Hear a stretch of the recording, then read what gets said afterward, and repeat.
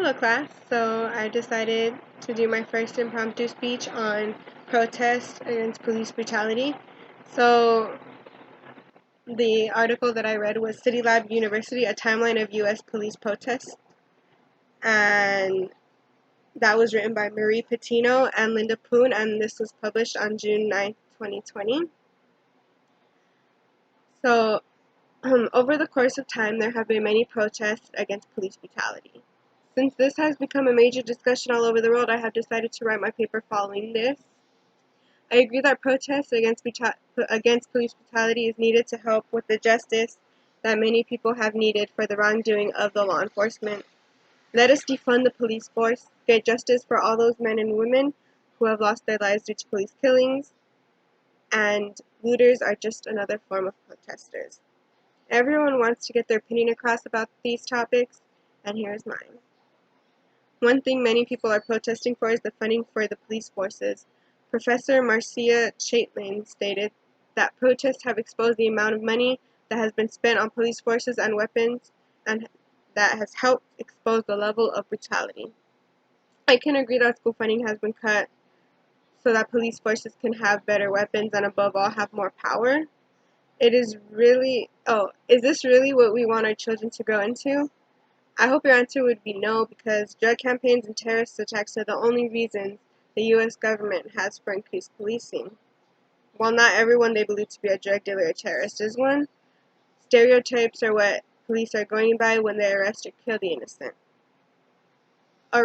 or kill the innocent.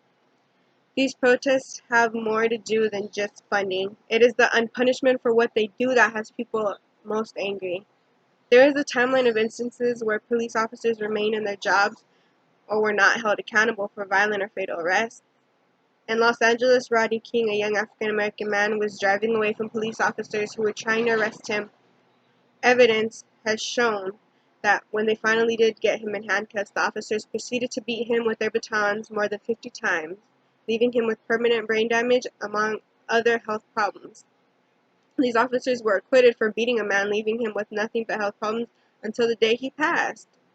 Along with the footage that was shown of him getting beat, led to 6 days of riots and protests that took place due to the racial inequalities that happened within the city. Amadou Delio, who was shot near his home because officers thought he had a gun when it was nothing but his wallet. Sean Bell and two of his friends who were open fire to killing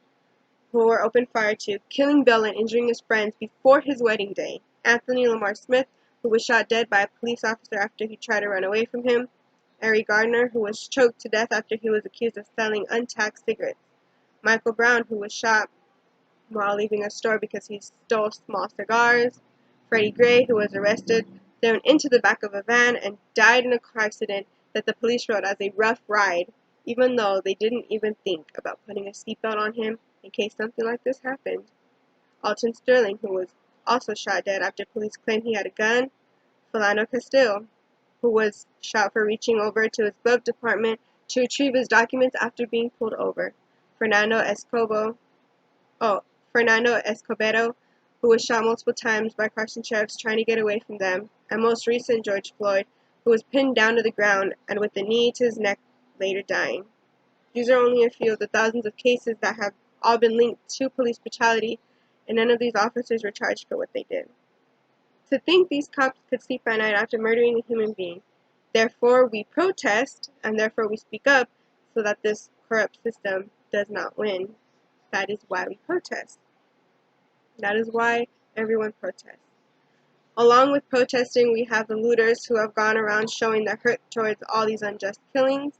People may think the looters are wrong for breaking into these businesses and destroying them, but the true meaning of breaking windows, burning property, and stealing of goods are to accompany peaceful demonstrations behind protesters and their feelings. All of this is helped in ways that, for one, Congress is feeling the pressure of these protests, and Democrats are expected to release a sweeping reform package aimed at curbing excessive force. But protesters will not stop because reform is not enough for the line of history that has been repeating itself. Therefore, looters are not holding back because it is a message to the government to do something different. Past cases that have been closed are also being reopened so that officers who acted in those cases could be charged. This is just the beginning to something that is more than just we matter. I hope that with all that is going on, justice is brought, and I hope everyone remains healthy. Although the African American community has been most affected, and yes, I stand completely by them, Hispanics also receive similar treatment towards police forces, and that is why I support these protests against police brutality. Let's defund the police, get justice for all these young men and women who have been killed by the wrongdoing of police forces, and may the looters spread justice with their acts so that justice can be brought to this world. This topic is not easy to talk about, but I felt that this assignment was the best way for me to get my voice out, as many people believe that police officers are only doing their job. Well, if they truly were, then why are we in this position today? Thank you.